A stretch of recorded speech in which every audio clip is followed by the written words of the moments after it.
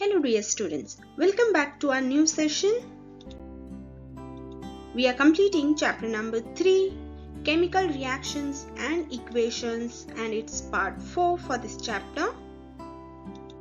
Now first let's start with few experiments which are given in your textbook and which we can perform in our labs. Now first one is ammonia gas plus hydrochloric acid gas gives ammonium chloride. आता इथे ammonia आणि hydrochloric acid हे कोणत्या form मध्ये आहे? Gaseous form मध्ये आहे आणि ह्याला आपण डिफ्युजन ऑफ गॅसेस पण म्हणतो. जेव्हा डिफ्युजन ऑफ गॅसेस होत आहे तर इथे काय फॉर्म करतोय तो आणि कोणत्या गॅसेस आपण घेतलेल्या आहे? अमोनिया आणि हायड्रोक्लोरिक ऍसिड गॅस घेतलेली आहे. काय फॉर्म करताय? Ammonium chloride. आता एक्सपेरिमेंट बघूया आपण. या एक्सपेरिमेंट मध्ये बघा, ह्या जो बीकर तुम्हाला दिसतोय, हे जे इन्स्ट्रुमेंट तुम्हाला दिसतोय म्हणजे हा जो इन्स्ट्रुमेंट आहे ह्याच्यामध्ये अपॅरेटस मध्ये काय आहे? हायड्रोक्लोरिक ऍसिड आहे आणि तो फ्युम्स फॉर्म मध्ये आहे. आता जेव्हा आपण त्याच्यावरती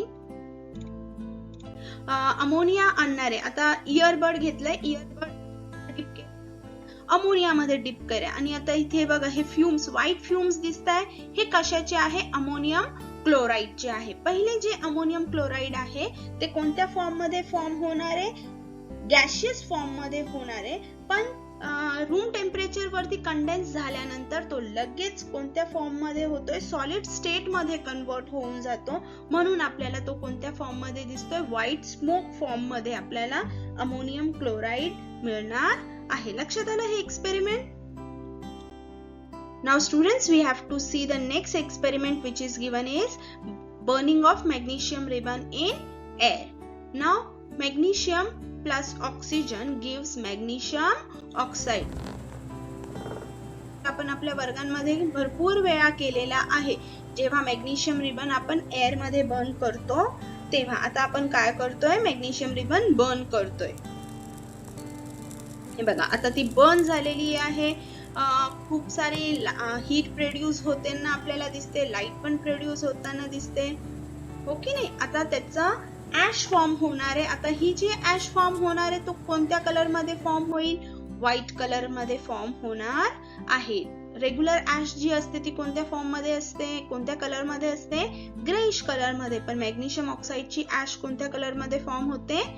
व्हाईट कलर मध्ये. Next experiment which we can perform is calcium oxide plus water gives calcium hydroxide plus heat is generated. आता इथे काय होतं? कॅल्शियम ऑक्साइड म्हणजे स्लेक लाईम जेव्हा आपण पाण्यामध्ये टाकणार आहे, वॉटर मध्ये ऍड करणार आहोत तर ते काय फॉर्म करणार आहे? Calcium hydroxide. आणि कॅल्शियम हायड्रॉक्साइड फॉर्म करताना खूप सारी हीट पण काय केली जाते? जनरेट केली जाते. आता इकडे बघा आपण ह्या एक्सपेरिमेंट मध्ये काय करणार आहोत? स्लेक मध्ये काय आहे? पाणी आहे. पाण्यामध्ये आपण कॅल्शियम ऑक्साइड टाकलंय. आता कॅल्शियम ऑक्साइड टाकल्यानंतर तुम्हाला इथे बबल्स फॉर्म होताना दिसताय की नाही? बरोबर, बबल्स फॉर्म होताय प्लस कॅल्शियम हायड्रॉक्साइड पण फॉर्म होणार आहे. ते बघा किती सारे बबल्स फॉर्म होताना दिसताय. पाणी आणि कॅल्शियम ऑक्साइड रिॲक्ट करताय म्हणजे कॅल्शियम ऑक्साइडनी वॉटर ऍब्सॉर्ब करायला सुरुवात केली आहे आणि त्याच्यामधला जो एअर आहे ती बबल्सच्या फॉर्म मध्ये काय होते? बाहेर पडताना आपल्याला दिसते.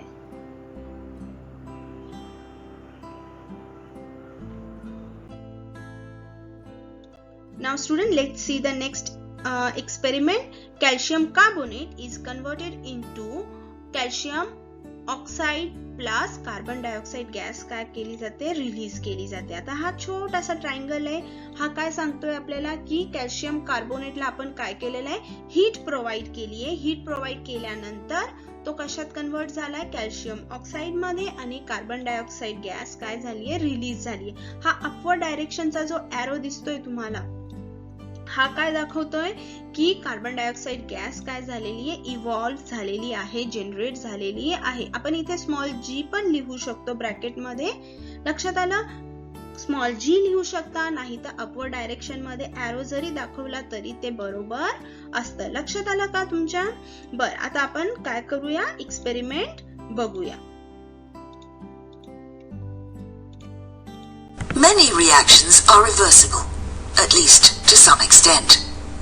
For example, calcium carbonate decomposes to calcium oxide and carbon dioxide at high temperatures.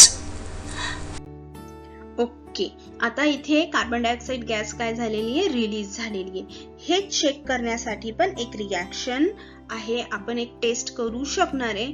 कोणता टेस्ट आहे, चला बघूया. आता अजून एक एक्सपेरिमेंट आहे ज्याच्यामध्ये carbon dioxide gas turns the lime water milky. हा जो प्रश्न आहे तो खूप वेळेस विचारले जातो, how carbon dioxide gas turns the lime water milky. बरोबर, आता आपण एक्सपेरिमेंट बघूया.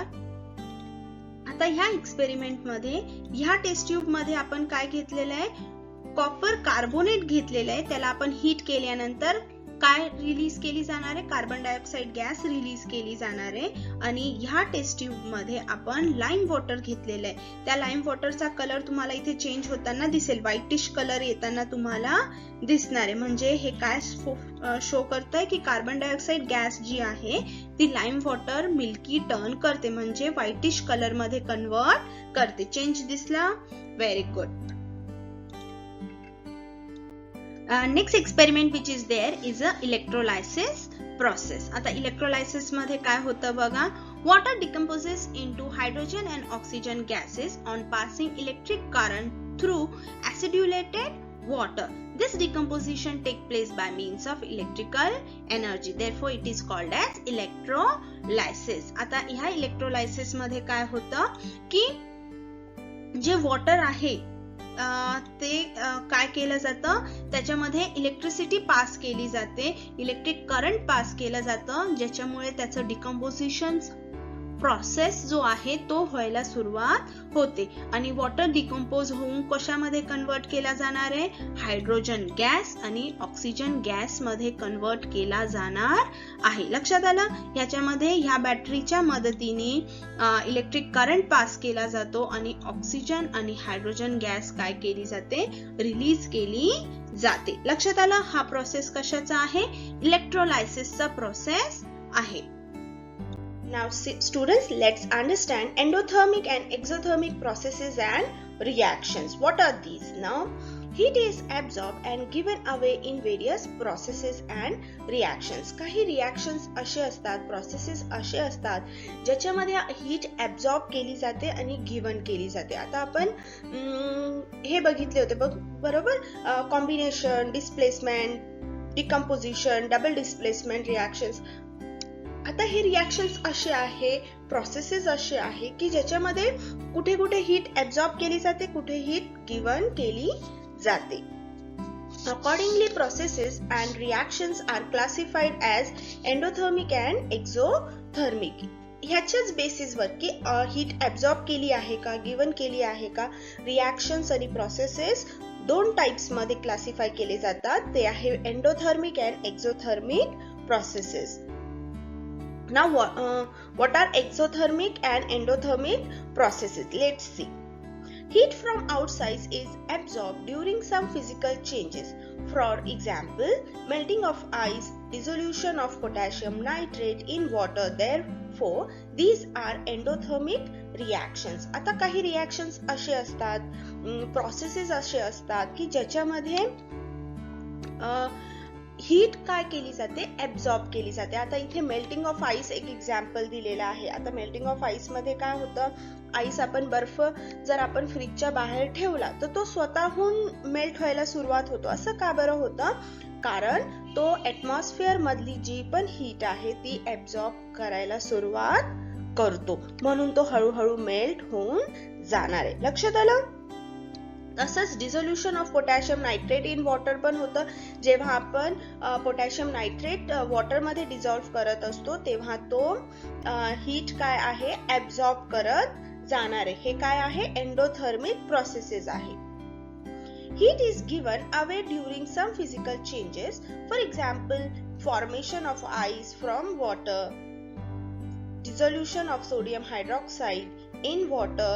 Therefore, these are exothermic processes. आता काही रिॲक्शन्स असे असतात की हीट जी आहे ती गिवन आउट केली जाते, म्हणजे त्या ऑब्जेक्ट मधली जी हीट आहे ती दिली जाते.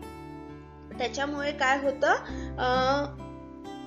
ती जी वस्तू आहे ती थंड व्हायला सुरुवात होते. समजलं? आपण आपली हीट टाकून दिली, आपल्या बाहेर बॉडीच्या बाहेर सेंड केली तर आपल्याला थंड वाटतं, बरोबर की नाही? तसंच जेव्हा एक्झाम्पल दिलेला आहे formation of ice from water, जेव्हा वॉटर त्याच्यामधली जी हीट आहे ती गिवन आउट करतो, देऊन टाकतो, तेव्हा तो काय होणार आहे? थंड होणार आहे. मग एक्झोथर्मिक रिॲक्शन्स मध्ये जी टेस्ट ट्यूब वगैरे असतील त्या काय असणार आहे? थोड्या थंड असणार आहे. आणि एंडोथर्मिक मध्ये जर टेस्ट ट्यूब्स वगैरे आपण घेतल्या तर ते काय असणार आहे? गरम असणार आहे. लक्षात आलं? Now, example for exothermic process, let's see. In the process of dilution of concentrated sulfuric acid with water, very large amount of heat is liberated. जेव्हा आपण concentrated sulfuric acid ला dilute करत असतो वॉटर सोबत, तेव्हा खूप जास्त प्रमाणामध्ये हीट काय केली जाते? लिबरेट केली जाते, गिवन केली जाते. As a result, water gets evaporated instantly if it is poured into the concentrated sulfuric acid, which may cause an accident. आता सल्फ्युरिक ऍसिड खूप कॉन्सन्ट्रेटेड असणार आहे, बरोबर की नाही? आता त्याच्यामध्ये जर आपण वॉटर ऍड केलं, कॉन्सन्ट्रेटेड सल्फ्युरिक ऍसिड मध्ये जर वॉटर ऍड केलं तर तो लगेच इव्हॅपोरेट होऊन जाणार आहे आणि ह्याच्यामुळे काय होऊ शकतं? ऍक्सिडेंट होऊ शकतं. कारण आपण जर आपल्या लॅब्स मध्ये बघितलं असेल तर concentrated sulphuric acid, concentrated hydrochloric acid, concentrated nitric acid हे कुठे ठेवले जातात? एकदम सेपरेट ठेवले जातात, एकदम लांब ठेवले जातात. त्यांच्याकडे जाताना आपल्याला कॉशन्स घ्यावे लागतात, काय ग्लव्स घालावे लागतात, गॉगल्स घालावे लागतात, बरोबर की नाही? सेफ्टी मेजर्स आपल्याला घ्यावे लागतात. मग आपल्याला कॉन्सन्ट्रेटेड सल्फ्युरिक ऍसिड मध्ये डायरेक्टली वॉटर ऍड करून चालणार आहे का? नाही. मग त्याच्यासाठी आपल्याला काय करावं लागतं? To avoid this, required amount of water is taken in a glass container and small quantity of concentrated sulfuric acid at a time is added with stirring. Therefore, only a small amount of heat is liberated at a time. मग ह्याच्यासाठी आपल्याला काय करावं लागतं की आपल्याला beaker मध्ये जेवढं आपल्याला पाहिजे, म्हणजे जेवढ्या अमाऊंट मध्ये आपल्याला कॉन्सन्ट्रेटेड सल्फ्युरिक ऍसिडला डायल्यूट करायचंय तेवढ्या अमाऊंट मधलं पहिले आपल्याला वॉटर घ्यावा लागेल. मग त्याच्यानंतर हळूहळू आपल्याला सल्फ्युरिक ऍसिड वॉटर मध्ये ऍड करावं लागेल आणि ते पण कंटिन्युअस स्टरिंग सोबत, म्हणजे एकदम हळूहळू, म्हणजे ड्रॉप बाय ड्रॉप पण आपण म्हटलं तरी चालेल, ड्रॉप बाय ड्रॉप पण आपण ऍड करू शकतो. पण कॉन्सन्ट्रेटेड सल्फ्युरिक ऍसिड मध्ये डायरेक्टली आपण वॉटर ऍड केलं तर त्याच्यामुळे ऍक्सिडेंट होऊ शकता. मग जर समजा आपण बीकर मध्ये पाणी घेऊन हळूहळू ऍसिड ऍड करतोय तर इथे पण हीट लिबरेट होणार आहे, पण एकदम कमी मात्रामध्ये, स्लोली प्रोड्यूस होणार आहे, लक्षात घ्यायचे. आता आपण बघूया एंडोथर्मिक प्रोसेस. आता एक्झोथर्मिक प्रोसेस आपण बघितलं, तिथे हीट लिबरेट होते. आता इथे हीट काय होणार आहे? ऍब्सॉर्ब होणार आहे, बरोबर? During the process of the dissolution of KNO3 in water. KNO3 काय आहे? Potassium nitrate. Heat from the surrounding is absorbed and therefore the temperature of the resulting solution is less. आता इथे काय होतं? जेव्हा आपण पोटॅशियम नायट्रेट वॉटर मध्ये add करत असतो तेव्हा तो सराउंडिंगची हीट ऍब्सॉर्ब करतो आणि त्याच्या बीकर असेल, टेस्ट ट्यूब असेल, त्याच्यामध्ये टेम्परेचर जो असणार आहे तो काय असणार आहे? स्लो असणार आहे, लेस असणार आहे. The process in which heat is absorbed from the outside is called endothermic process. मग अशा प्रोसेसला आपण काय म्हणतो? जिथे हीट ऍब्सॉर्ब केली जाते सराउंडिंग मधून, endothermic processes. Next example, let's see. When the solid NaOH काय आहे? Sodium hydroxide is dissolved in water, heat is given out and therefore the temperature increases. आता इथे जेव्हा आपण सॉलिड NaOH ऍड करतोय वॉटर मध्ये, तर हीट काय केली जाते, गिव्हन आउट केली जाते, हीट दिली जाते. अँड देअरफॉर जो टेम्परेचर आहे तो काय होणार आहे, इन्क्रीज होणार आहे. The process in which heat is given out are called exothermic processes. आता इथे हीट गिव्हन आउट केलेली आहे, दिली आहे, मग तो प्रोसेस कोणता झालाय, एक्झोथर्मिक प्रोसेस झालेला आहे. Students, now let's have a look on endothermic and exothermic reactions. There is an exchange of heat in chemical reaction as well. Accordingly, some chemical reactions are exothermic while some others are endothermic. आता आपण processes मध्ये जसं बघितलं की absorption होत असते हीटची आणि given असतं, हीट गिव्हन केली जाते. तसंच केमिकल रिॲक्शन्स मध्ये पण exchange of heat take place करते, म्हणजे एक्सचेंज ऑफ हीटेस होत असते. आता during exothermic chemical reaction, heat is given away when reactants are transformed into the products. जेव्हा reactants products मध्ये कन्वर्ट होत असतात, ट्रान्सफॉर्म होत असतात, तर काही केमिकल रिॲक्शन्स असे असतात जे हीट गिव्ह करतात, म्हणजे जे हीट देतात, हीट प्रोड्यूस करतात. ते कोणते रिॲक्शन्स असतात, एक्झोथर्मिक केमिकल रिॲक्शन्स असतात. जेव्हा हीट दिली जाते म्हणजे हीट प्रोड्यूस करतात. कधी, जेव्हा रिॲक्टन्स प्रोडक्ट मध्ये कन्वर्ट होत असतात तेव्हा, म्हणजे हीट गिव्हन केली जाते. While during endothermic chemical reaction, heat is either absorbed from the surrounding or has to be supplied continuously from outside. आता endothermic chemical reactions जे असतील ते काय करणारे, हीट ऍब्सॉर्ब करतात त्यांच्या सराउंडिंग मध्ये. नाही तर त्या केमिकल रिॲक्शन्सला होण्यासाठी, कंप्लीट होण्यासाठी काय करावं लागतं, हीट बाहेरून सप्लाय करावी लागते. म्हणजे आपल्याला बर्नरचा वापर करावा लागेल, नाही तर कॅन्डल वगैरेचा वापर करावा लागेल. लक्षात आलं. आता आपण एक्झाम्पल्स बघूया. आता जसं कॅल्शियम कार्बोनेट ला जेव्हा हीट प्रोव्हाइड केली जाईल, आपण मगाशीच बघितलं कॅल्शियम कार्बोनेटला आपण गरम करू, हीट प्रोव्हाइड करू, तेव्हा तो कशामध्ये कन्वर्ट होणार आहे, कॅल्शियम ऑक्साइड मध्ये कन्वर्ट होणार आहे, बरोबर की नाही. Calcium oxide plus carbon dioxide gas काय केली जाते, रिलीज केली जाते. आणि ह्या रिॲक्शन मध्ये आपण हीट प्रोव्हाइड करतोय, म्हणजे कॅल्शियम कार्बोनेटला आपण काय करतोय, हीट करतोय. मग तो कोणती रिॲक्शन झाली, endothermic reaction.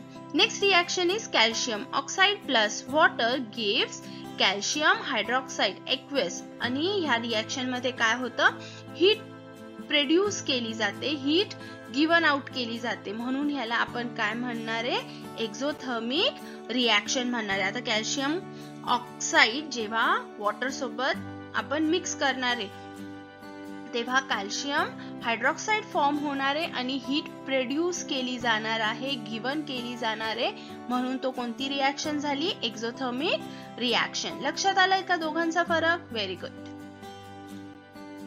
Now let's understand rate of chemical reaction. आता काही रिॲक्शन्स असे असतात जे फास्ट होतात, क्विकली होतात, आणि काही टाइम कन्झ्युमिंग असतात, स्लो प्रोसेस असतात, स्लो रिॲक्शन्स असू शकतात. जसं आता आपण गॅस ऑन केला आणि लायटरने बर्न केलं तर गॅस काय होणार आहे, बर्न होणार आहे लगेच, बरोबर की नाही. That means it's a fast reaction. तसंच लोखंड गंजणे म्हणजे rusting of iron articles, what is it, it's a slow process. Iron लोखंडाचं गंजणं ह्याला हे काय आहे, टाइम कन्झ्युमिंग आहे, महिने लागू शकतात. तसंच मोठ्या मोठ्या दगडांपासून माती तयार होते, त्याला पण खूप वर्ष लागून जातात. अजून एखादं एक्झाम्पल आपण क्विकली रिॲक्शन्स मध्ये बघितलं तर, समजा आपण लेमन ज्यूस मध्ये बेकिंग सोडा ऍड करतोय तर काय होणार आहे, क्विक रिॲक्शन होणार आहे, एफर्वेसन्स आपल्याला लगेच फॉर्म होताना दिसणार आहे. लक्षात आलं का, म्हणजे काही रिॲक्शन्स काय असतात, फास्ट असतात, काही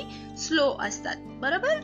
Some reactions are completed in short time, that means rapidly, while some others require long time for completion. It means that the rate of different reaction is different. आता काही रिॲक्शन्स क्विकली होतात, rapidly होतात, काहींना खूप वेळ लागू शकतो, time consuming असू शकतात, स्लो रिॲक्शन्स असतात. म्हणजे एखादी केमिकल रिॲक्शन होण्याचा जो रेट आहे, फास्ट आणि स्लो, रेटचा अर्थ इथे आपण काय घेतोय, फास्ट होते का स्लो होते, लक्षात आला. मग प्रत्येक वेगळ्या वेगळ्या रिॲक्शन साठी हा जो रेट आहे तो काय असू शकणार आहे, डिफरंट असू शकणार आहे. आता the same reaction occur at a different rate on changing the condition. आता सेम रिॲक्शन जी आहे त्याचा होण्याची पद्धत जी आहे ती बदलू शकते जेव्हा कंडिशन्स बदलतात तेव्हा. आता इथे एक्झाम्पल आपण घेतलेलं आहे.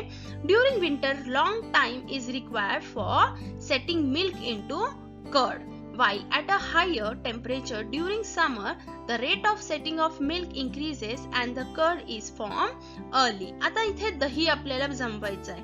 थंडीमध्ये दही जमण्यासाठी खूप वेळ लागतो, बरोबर की नाही?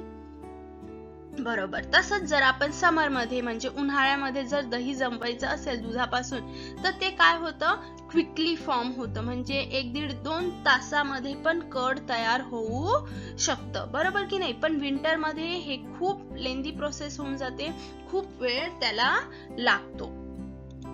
आता factors affecting the rate of a chemical reaction. आता काही फॅक्टर्स असतात जे केमिकल रिॲक्शन ला अफेक्ट करू शकतात. आता आपण लेट्स बघूया की कोणते कोणते फॅक्टर्स आहे जे rate of chemical reaction change करतात.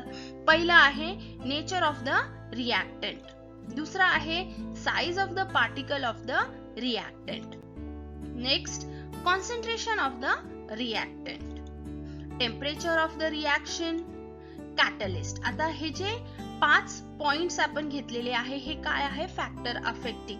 आता आपण प्रत्येक ह्याला डिटेल मध्ये स्टडी करूया.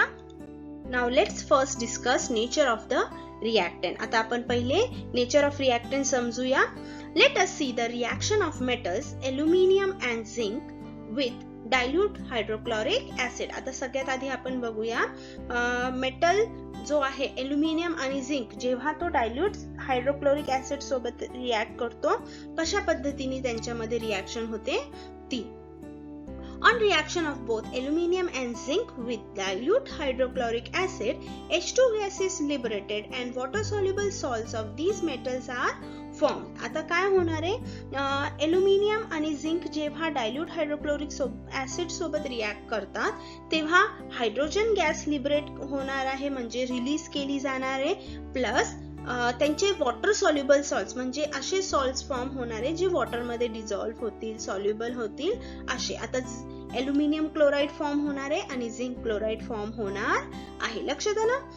However, the reaction of aluminium metal takes place faster as compared to zinc metal. आता इथे काय होणार आहे, जेव्हा आपण एल्युमिनियम आणि झिंकला कम्पेअर करतोय तेव्हा एल्युमिनियम हायड्रोक्लोरिक ऍसिड सोबत लवकर फास्ट रिॲक्ट करणारे ऍज कम्पेअर टू झिंक, म्हणजे झिंक आणि हायड्रोक्लोरिक ऍसिडची रिॲक्शन जी आहे ती काय असणार आहे, स्लो असणार आहे.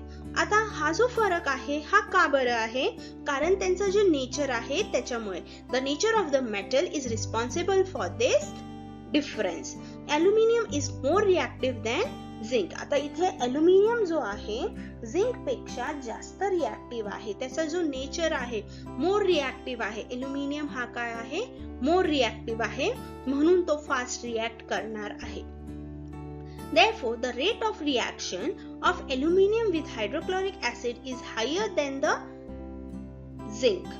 आता म्हणून रेट ऑफ रिॲक्शन म्हणजे जी फास्ट होण्याची क्रिया आहे, रेट ऑफ रिॲक्शन आहे एल्युमिनियमचा हायड्रोक्लोरिक ऍसिड सोबत तो फास्टर असणार आहे as compared to zinc. लक्षात आलं का? Nature or reactivity of reactant influences the rate of chemical reaction. आता जो नेचर आहे मेटलची रिॲक्टिव्हिटी आहे ती इन्फ्लुएन्स करणार आहे. काय इन्फ्लुएन्स करणार आहे, रेट ऑफ केमिकल रिॲक्शन. लक्षात आलं का? म्हणजे हे खूप डिपेंड करतं की त्या मेटलचं ते जे रिॲक्टंट आहे त्यांचं हे जे आहे नेचर कसं आहे, रिॲक्टिव्हिटी कशी आहे, त्याच्यावरती डिपेंड करेल की रिॲक्शन फास्ट असणार आहे की स्लो असणार आहे. Next we have to see size of the particle of reactants. आता रिॲक्टन्सची जे पार्टिकल साईज आहे त्याच्यावरती पण रेट ऑफ रिॲक्शन डिपेंड करतं, ते आपल्याला बघायचं आहे. आता बघा इथे दोन डायग्राम्स दिले आहे, diagram number 1 and this one is diagram number 2. आता ही शहाबाद टाईल आहे आणि ही शहाबाद टाईल्सची पावडर आहे. लक्षात आलं. आता जेव्हा ह्या दोघांवरती आपण HCl ऍड करू, जेव्हा आपण ह्या दोघांवरती HCl ऍड करू तेव्हा काय होणार आहे, कार्बन डायऑक्साइड गॅस जी आहे ती काय होणार आहे, लिबरेट होणार आहे. CO2 लिबरेट होणार आहे दोन्ही सिच्युएशन्स मध्ये. लक्षात आलं का. आपल्याला आता पुढे बघायचंय की काय होणार आहे. The carbon dioxide effervescence is formed slowly with the piece of Shahabad tile while at a faster speed with the powder. आता जर आपण ह्या शहाबाद टाईलचा पीस घेतला तर त्याच्यावरती हायड्रोक्लोरिक ऍसिड केलं तर रिॲक्शन काय असणार आहे, स्लो असणार आहे. कार्बन डायऑक्साइड एफर्वेसन्स फॉर्म होतील पण स्लोली फॉर्म होतील as compare to the powder. आणि पावडरवर टाकलं की लगेच एफर्वेसन्स येणार आहे. दोघांमध्ये फरक काय असेल, ह्या टाईल जी आहे त्याचे पार्टिकल साईज मोठे आहे आणि पावडर जर आपण बघितली तर त्याचे पार्टिकल साईज काय आहे, छोटी आहे. लक्षात आलं. The rate of reaction depend upon the size of the particle of the reactant taking part in the reaction. की जे रिॲक्शन मध्ये पार्ट घेणारे रिॲक्टंट आहे, रिॲक्शन मध्ये पार्ट घेणारे जे रिॲक्टंट्स आहे त्यांच्या साईज वरती रेट ऑफ रिॲक्शन डिपेंड करणार. लक्षात आलं का. Smaller the size of the reactant particles, higher is the rate of reaction. आता जेवढे छोटे पार्टिकल साईज असतील तेवढे रेट ऑफ रिॲक्शन फास्ट पण असणार आहे आणि हायर पण असणार आहे. लक्षात आलं का दोघांमधला फरक. की साईज कशा पद्धतीने डिपेंड करते रिॲक्शन साठी, स्लो असेल की फास्ट असेल. Now let's see concentration of the reactant कशा पद्धतीने डिपेंड करतं रेट ऑफ रिॲक्शन साठी. The reaction of the dilute and concentrated hydrochloric acid with calcium carbonate powder. आता आपल्याला इथे डायल्यूट आणि कॉन्सन्ट्रेटेड हायड्रोक्लोरिक ऍसिड कशावर ऍड करायचे आहे, कॅल्शियम कार्बोनेटच्या पावडरवरती. जेव्हा आपण dilute hydrochloric acid reacts slowly with calcium carbonate and thereby calcium carbonate disappears slowly and carbon dioxide also liberates slowly. आता जेव्हा आपण डायल्यूट हायड्रोक्लोरिक ऍसिड ऍड करणार आहोत, कशावरती ऍड करणार आहोत, डायल्यूट हायड्रोक्लोरिक ऍसिड जेव्हा आपण कॅल्शियम कार्बोनेट वरती ऍड करू तेव्हा कॅल्शियम कार्बोनेट स्लोली डिसअपियर होणार आहे आणि कार्बन डायऑक्साइड गॅस जी आहे ती जी लिबरेट होते ती पण स्लो लिबरेट होणार आहे, हळूहळू लिबरेट होणार आहे. On the other hand the reaction with concentrated hydrochloric acid takes place rapidly and calcium carbonate disappears faster. आता जर समजा आपण डायल्यूट हायड्रोक्लोरिक ऍसिडच्या जागेवर कॉन्सन्ट्रेटेड घेतलं तर काय होणार आहे, रिॲक्शन फास्ट होणार आहे आणि कॅल्शियम कार्बोनेट पण लवकर डिसअपियर होणार. म्हणजे कार्बन डायऑक्साइड गॅस जी प्रोड्यूस झालेली आहे ती काय होणार आहे, फास्ट प्रोड्यूस होणार आहे. आता इथे टेस्ट ट्यूब मध्ये तुम्हाला दिसतंय की आपण ऍसिड ऍड करतोय, बरोबर की नाही. ऍसिड ऍड केल्यानंतर एफर्वेसन्स प्रोड्यूस होत आहे. एफर्वेसन्स हे बबल सारखं प्रोड्यूस होतंय. हे काय सांगतंय आपल्याला, कार्बन डायऑक्साइड गॅस प्रोड्यूस होते. Concentrated acid react faster than dilute acids, which means the rate of reaction is proportional to the concentration of the reactant. आता concentrated acid जे असतात ते fast react करता as compared to dilute. म्हणजे काय होणार आहे इथे, जर आपण सोल्युशन्सचे रिॲक्टन्सचं कॉन्सन्ट्रेशन वाढवलं म्हणजे त्यांची क्षमता वाढवली तर काय होणार आहे, ते फास्ट रिॲक्ट करतील as compared to dilute. लक्षात आलं का. Now let's see temperature of the reaction. The lime water does not turn milky before heating the limestone because of the zero rate of reaction. आता limestone जेव्हा आपण घेतला त्याला lime water मधून pass केलं तर तो मिल्की टर्न होणार नाही. पण जेव्हा आपण त्याला हीट करणार, कार्बन डायऑक्साईड गॅस प्रोड्यूस होणार, ती लाईम वॉटर मधून पास होणार, तेव्हाच जे लाईम वॉटर आहे ते मिल्की टर्न होणार आहे. लक्षात आलं का? The rate of reaction increases on increasing the temperature. म्हणजे रिॲक्शन जी आहे ती फास्ट होते. कधी? जेव्हा आपण टेम्परेचर वाढवतो, हीट त्याला प्रोव्हाइड करणार आहोत तेव्हा. लक्षात आलं? Now let's see catalyst. On heating, potassium chlorate decomposes slowly. आता जेव्हा आपण पोटॅशियम क्लोरेटला हीट करतो आणि त्याचं डिकम्पोजिशन प्रोसेस स्टार्ट होतं, तर ही प्रोसेस काय आहे? स्लो प्रोसेस आहे. लक्षात आलं? आपण त्याच्यामध्ये काय ऍड करणार आहोत? MnO2 ऍड करणार आहोत. कशासाठी ते आपण पुढे बघूया. ठीक आहे. आता इथे बघा, ही अपॅरेटस अरेंज केलेले आहे. हे बर्नर आहे, टेस्ट ट्यूब मध्ये KClO3 आहे. त्याच्यानंतर आपण हीट प्रोव्हाइड करतोय, KCl फॉर्म होणार आहे आणि ऑक्सिजन जे पण प्रोड्यूस झालंय ते इथे कलेक्ट केलं जाणार आहे. लक्षात आलं का? हे अपॅरेटस आहे. ह्या पद्धतीने डिकम्पोजिशन होत असतं. The rate of reaction neither increases by reducing the particle size nor by increasing the temperature. ठीक आहे. आता ह्या रिॲक्शन मध्ये डिकम्पोजिशन ऑफ पोटॅशियम क्लोरेट मध्ये जर आपण पार्टिकल साइज इन्क्रीज केले, मोठं केलं, छोटं केलं, तरी रिॲक्शन मध्ये काही फरक पडणार नाही. आणि टेम्परेचर जरी आपण वाढवलं तरीही त्याच्यामध्ये काही फरक पडणार नाही. लक्षात आलं का? ती रिॲक्शन स्लोच राहणार आहे, फास्ट होणार नाही. मग आपल्याला जर समजा ही रिॲक्शन फास्ट करायची असेल तर आपल्याला काय करावं लागेल?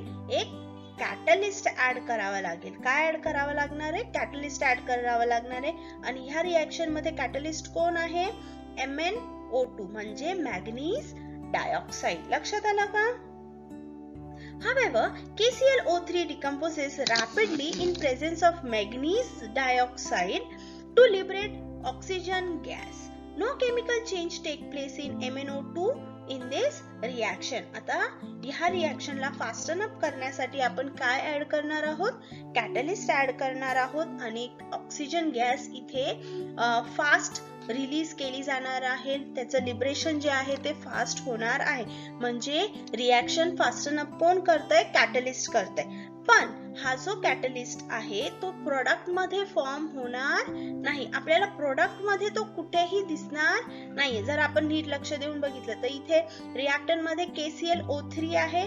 प्रोडक्ट मध्ये काय मिळालं आपल्याला? KCl आणि O2 मिळालेला आहे. प्रोडक्ट मध्ये तुम्हाला कुठेही MnO2 चा उल्लेख जाणवत नाहीये. लक्षात आलं का? म्हणजे कॅटलिस्ट जो आहे तो फक्त रिॲक्शन फास्टन अप करणार आहे, रिॲक्शन मध्ये भाग घेणार नाही. The substance in whose presence the rate of a chemical reaction changes without causing any chemical change to it is called a catalyst. आता असे सबस्टन्स ज्यांच्या प्रेझेन्स मध्ये केमिकल रिॲक्शन चेंज होत आहे पण ती जी चेंज आहे ते रिॲक्शन मध्ये होणार नाहीये. लक्षात आलं का? रिॲक्शन तशीची तशी राहणार आहे, फक्त फास्टन अप होणार आहे. त्या सबस्टन्सला आपण कॅटलिस्ट असे म्हणतो. लक्षात आलं का?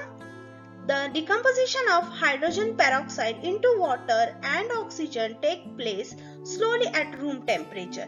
However, the same reaction occurs at a faster rate on adding manganese dioxide powder in it. आता जर आपण समजा हायड्रोजन पेरॉक्साइडचं डिकम्पोजिशन बघितलं, वॉटर आणि ऑक्सिजन मध्ये जर आपण बघितलं तर त्याचं काय होणार आहे? ही स्लो प्रोसेस आहे रूम टेम्परेचर वरती. पण जर समजा आपण त्याच्यामध्ये थोडस मॅग्नेशियम डायऑक्साइडची पावडर ऍड केली तर ही जी रिॲक्शन आहे, हे जे डिकम्पोजिशन आहे हायड्रोजन पेरॉक्साइडचं ते फास्टन अप होणार आहे, वॉटर लवकर फॉर्म होईल आणि ऑक्सिजन गॅस पण लवकर लिबरेट केली जाणार आहे. म्हणजे इथे सुद्धा जे कॅटलिस्ट आहे ते कोणतं आहे आपण यूज करणार आहोत? Manganese dioxide. लक्षात आलं का? कॅटलिस्टचं काम काय आहे? It will help only for the fasten up observing of the chemical reaction. It will not take part in chemical changes. Now in this session we have seen some experiments, plus we have seen endothermic, exothermic processes and reactions, plus factors affecting chemical reactions we have seen. Now in next session we will see oxidation reduction, that means redox reaction पण आपण बघणार आहोत.